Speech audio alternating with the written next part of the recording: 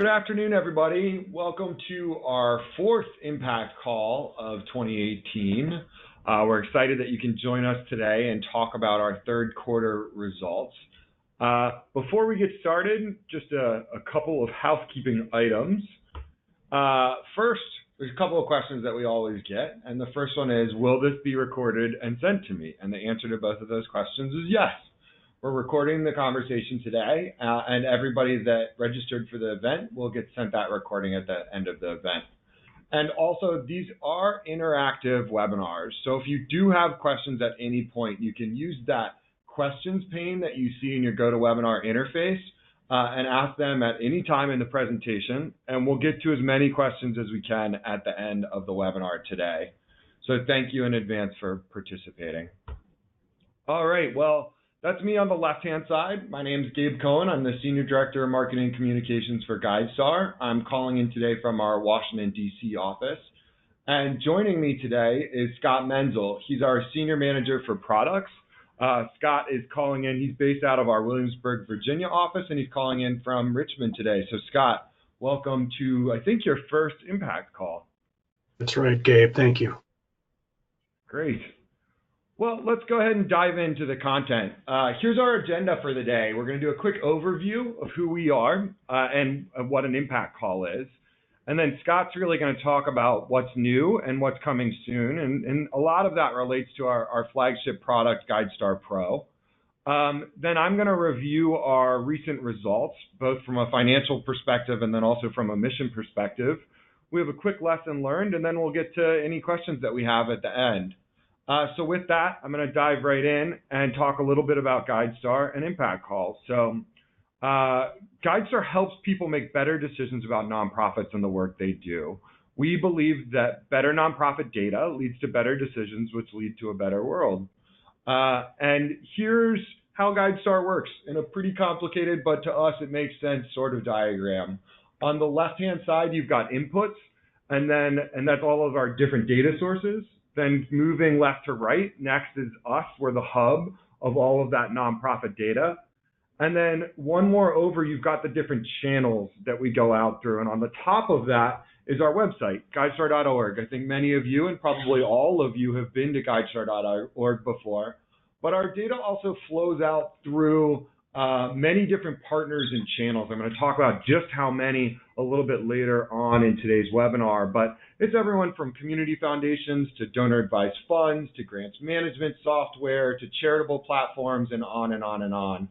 And that information goes to all sorts of different users, everyone from nonprofits to governments, volunteers, foundations, like I said, researchers, donors, and on and on. So just to put a little bit of scale to that, we have information on 2.7 million nonprofit organizations. Those are both historic and active organizations, and everyone from 501c3 charities to foundations and all different other types of 501s. In addition to that, so then that information flows through GuideStar and goes through just last year, in the last 12 months, we're getting very, very close to having 10 million unique users on GuideStar.org. But through those different channels and platforms that use our information, we know that it's at least 10 million more that have used it, that are seeing that information, and we think it goes well beyond that. You know, Facebook charitable donations is one of the vehicles that uses that information, and it was just announced today that $1 billion has been funneled through just that one platform, and a lot of that is powered by GuideStar data, so we're happy to have them as a partner. Great. So what's an impact call? We like to think of these as the same thing as a for-profit company's quarterly earnings call. It's kind of our version of an annual report, except for instead of waiting till the end of the year, we're able to share these results with you in near real time. So we do one once a quarter, and like I said, they're interactive, right? So if you have any questions for us, you can ask, and then we try to get to them. But really, it's about encouraging that dialogue between us and you all, our users and our audience. Great, so Scott, here's where I'm going to turn it over to you to talk a little bit about what's new and what's coming soon.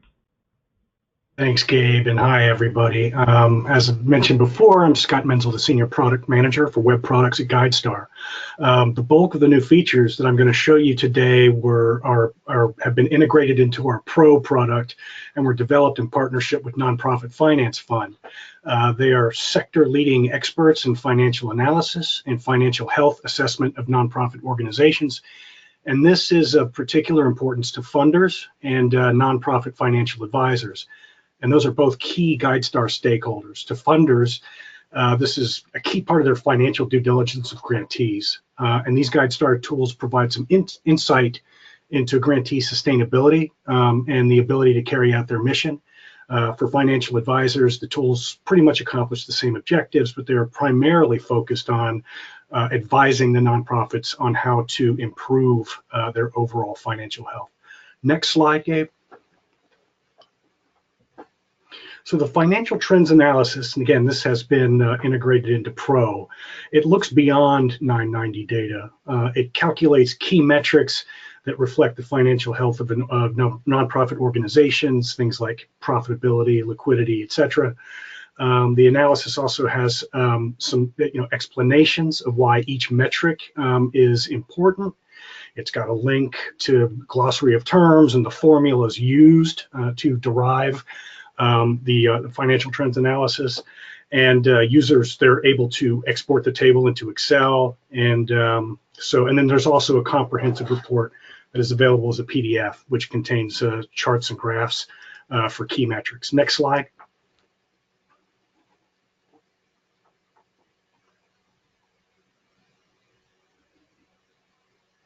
And yeah, this just kind of goes through some more of the, so there's profitability, revenue composition, expense composition, estimated full cost components, and then some balance sheet metrics, including liquidity and balance sheet composition.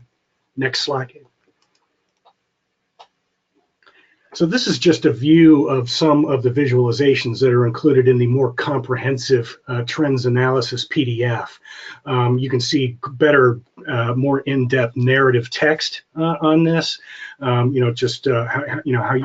you should look for in certain metrics, and as you can see there, the charts and the graphs. Next slide. The peer analysis feature is based entirely on the trends analysis, the metrics that we just kind of went over in the financial trends analysis. It uses the same metrics, but it allows users to compare those metrics across 5 selected organizations. And it's the most recent year available for each one of those 5 organizations, and it's just what it says. It's a peer analysis. It is also exportable to Excel, and there is a printer-friendly version of that as well. Next slide. The next thing I want to talk about here, the last big improvement of this quarter I'd like to mention is that we completely overhauled our Pro PDF. This is basically the PDF version of a Pro profile page. The old ones were pretty dated, and they didn't match. They weren't keeping up with the massive improvements that we've been making to the profile pages. So now they more closely match the design of the new profile pages. They also contain the new trends analysis that I went over, and all other key data like programs and results, employees and leaderships, and keys to links to the key documents like the 990s, and in the case where we have audited financials, those as well. Next slide. So again, here's just a view, some screenshots from the new Pro PDF. Just to note that these are available to all Pro subscribers and available for individual sale to free users. Next slide, Gabe. Coming soon, we'll be adding the ability to generate a cohort. And what this is sort of an aggregate peer group as a single entity to the peer analysis. So the metrics for the cohort will be calculated based on all the organizations in a user's search results. So a cohort can be generated based on all the filters that have been applied to a user's search. And this gives a user not only the ability to compare 5 individual organizations, but also to a larger cohort or subsector of organizations. And we'll also be adding some additional data to the Pro PDFs coming up, and developing versions for private foundations and other types of organizations. Next slide. I wanted to just kind of, now that giving season is upon us, I just wanted to remind everybody how to use GuideStar's free tools to make donations. Step 1 is you search. You can search by organization name if you know who you're looking for, or if you're looking for organizations within a particular city or state or cause area, you can do that as well. Next slide, Gabe. So here you can see, you can select, Virginia, Norfolk, and then next slide, Gabe. And you can also select, browse by cause area. In this case, animal related. So we're looking for the SPCA in Norfolk. So all of these filters are available to all users of GuideStar. Next slide. Then you click through to the organization's profile page from the results page, and then click the Donate Now button in the header. Next slide, Gabe. And then you donate. Our donations are processed through Network for Good, and it's really that simple. So that is pretty much everything I had.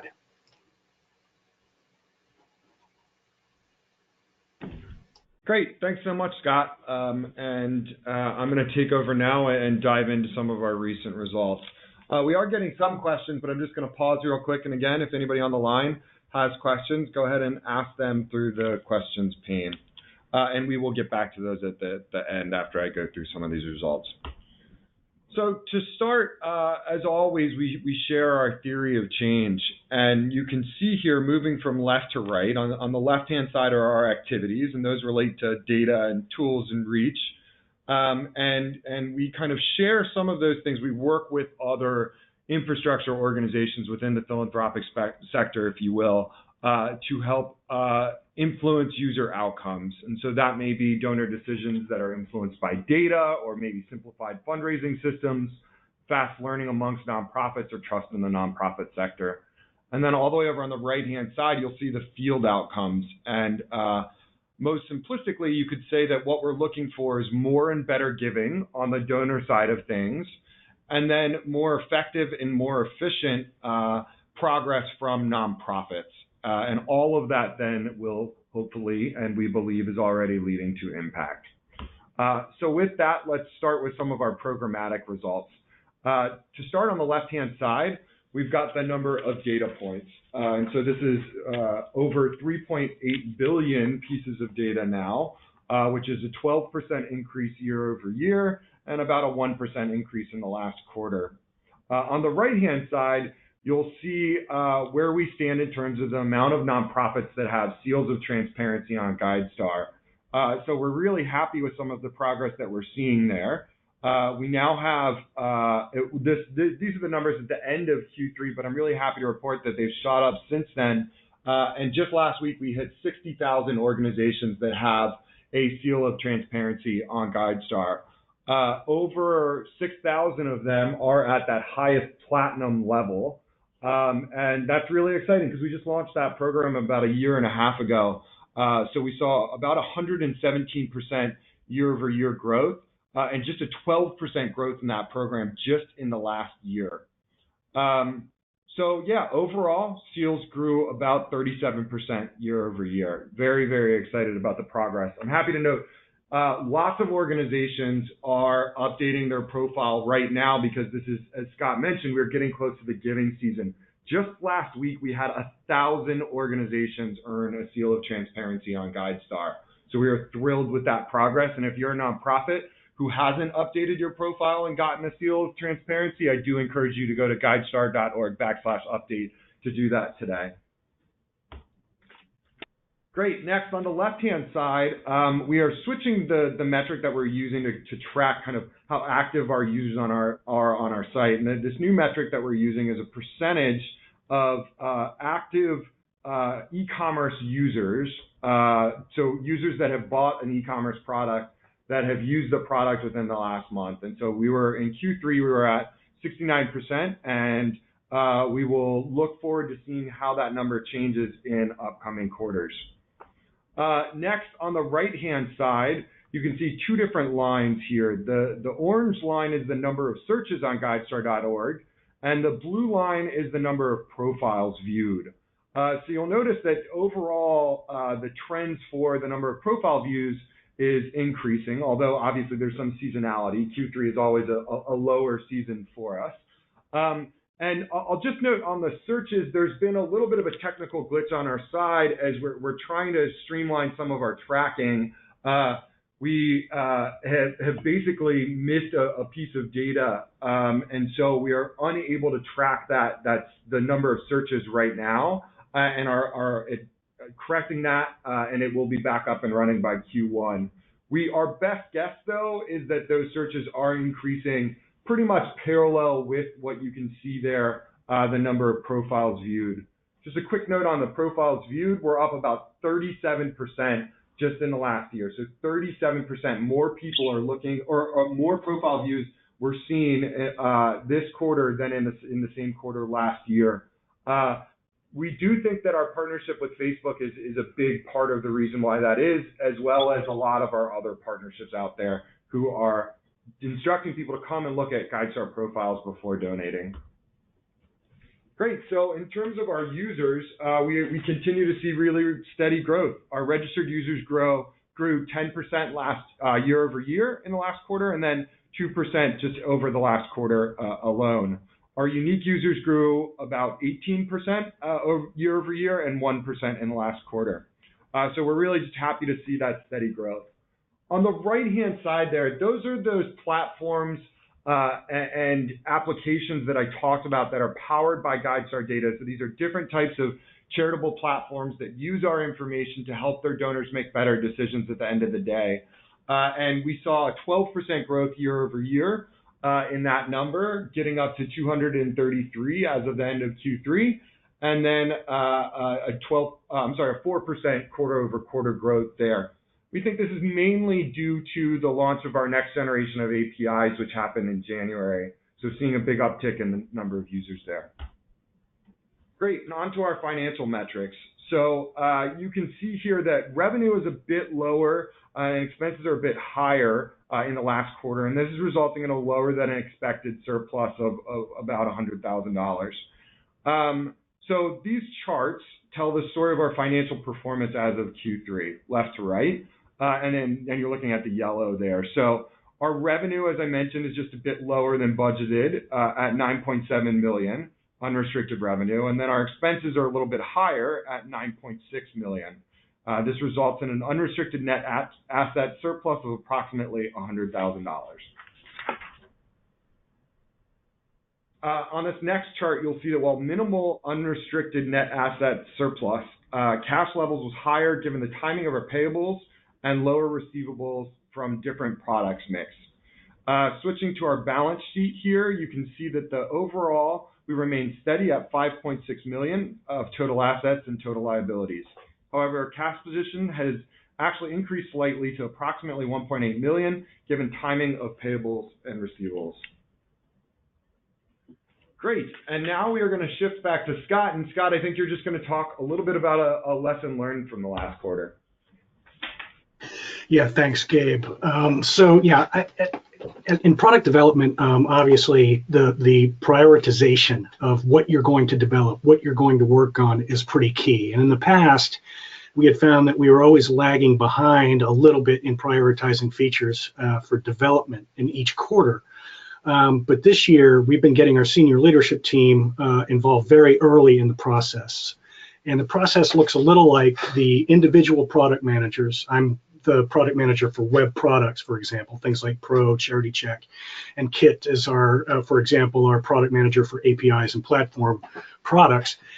individual product managers will make their priority recommendations for their own product lines. And then the leadership team will prioritize the large or big bucket of features. And again, we're getting them involved a lot earlier, and this has added a lot of clarity to the process. Going into our quarterly development meetings now, we know pretty much exactly what's at the top, and we know the priority of everything. And so it's really helped us. Because in the past it has been challenging, and we'd go into quarterly planning without a clear plan of the overall prioritization of everything. We had to end up spending an inordinate amount of time during those planning meetings doing that, and it took away from what we were really trying to do, which was define requirements and features to get them ready to build. So it may sound like a small thing, but it has really improved our planning and development process for features. Great, thanks, Scott. And we do have quite a few questions coming in. But if anybody has any further questions, go ahead and answer them, and we'll try to get to them. Scott, I'm going to start with you. We had a few questions about the financial trends analysis. So the first question from Barbara is the financial trends analysis available now? Yes, it is. It's available within Pro. Both the table of the trends analysis itself and the comprehensive PDF. Excellent. Continuing on with that, Gary wants to know if the information that I think powers the financial trends analysis, is that coming from a nonprofit's 990 or the actual monthly statement? The nonprofit's 990, because that is the data that we have, the biggest, that's the data that we have at scale. Currently it is completely based on the 990.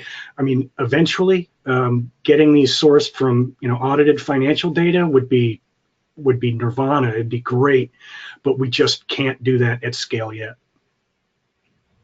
Great. Continuing on, kind of similar question from Afton here. Will the trends analysis pull from information other than just the 990? And I think what he means here is the 990 EZs or 990 Ns. Okay. Now, right now, currently, it is only pulling from 990 because 990, the financial data within 990s is granular enough to calculate some of those metrics. Some of the stuff that's in the EZ is just not granular enough. We can't get some of those metrics.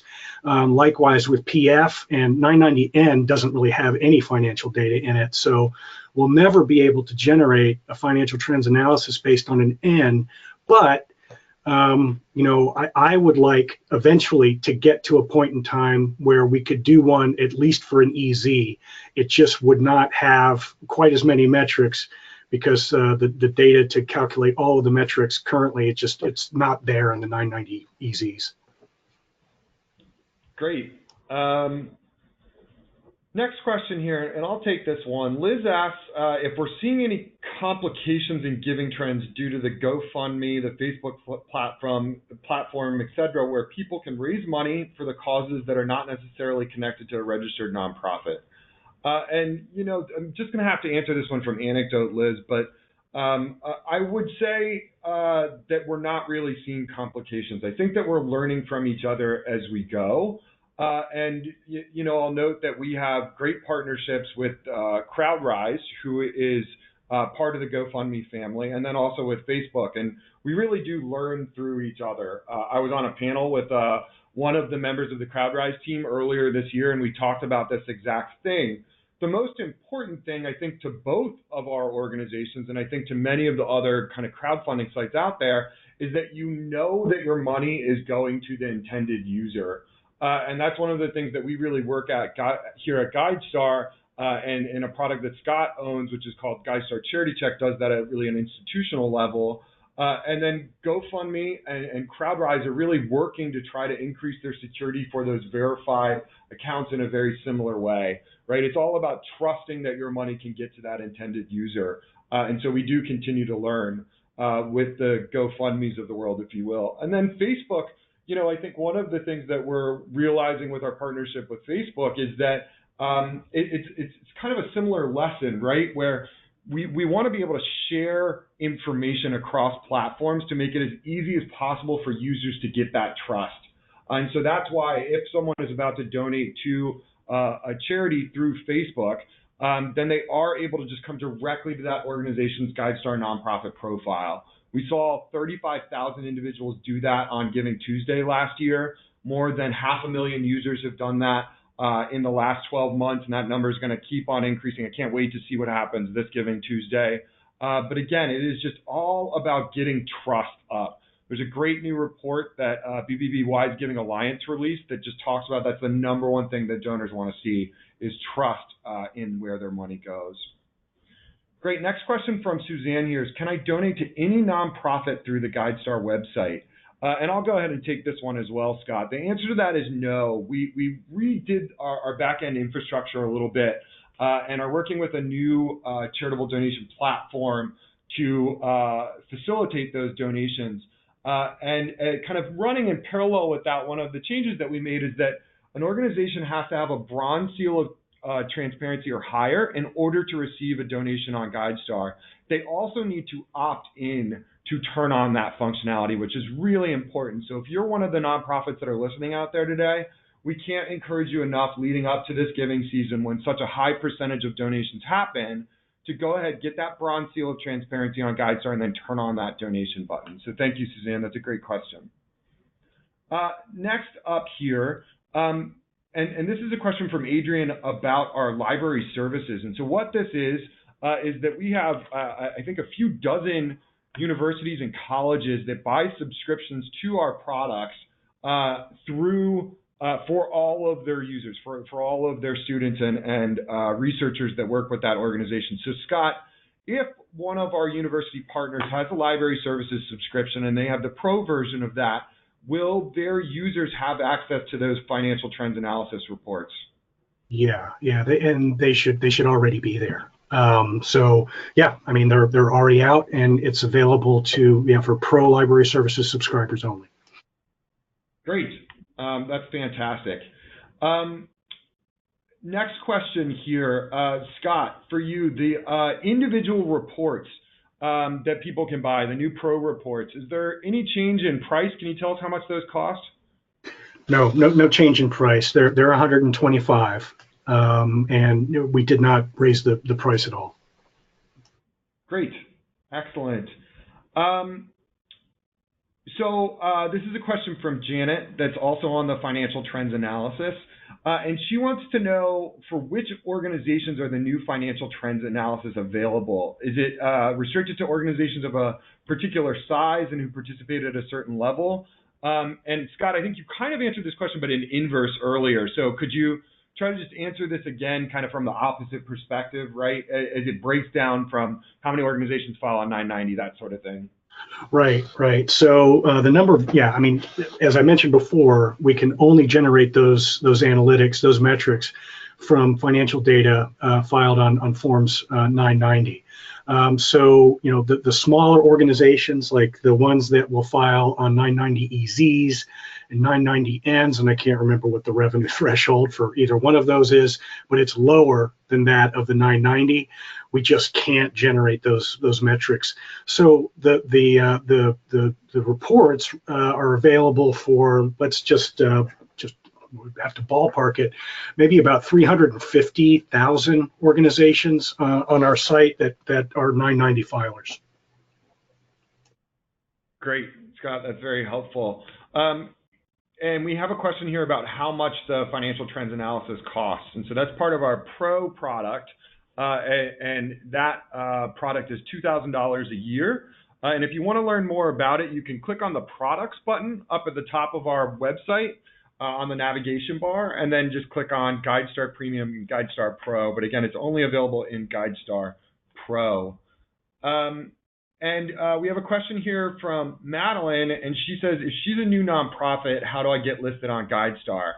And again, if you have any questions on updating your profile, creating a new profile for a new organization, just go to guidestar.org/update, and that's going to tell you everything that you need to know on how to get started with that process, questions on creating a new profile, and it can get you in touch with one of our stakeholder support representatives if needed to help you through that process. Again, I'll just ask for a little bit of forgiveness in advance. We see quite a huge uptick over these last 2 months of the year with organizations updating their profiles. So bear with us. We'll get to you just as soon as possible. But do please take advantage of the opportunity we have over the next couple of weeks here to get updated before Giving Tuesday.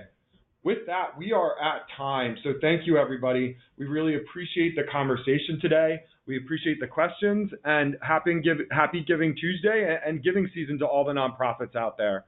Thanks, everyone. See you in 2019.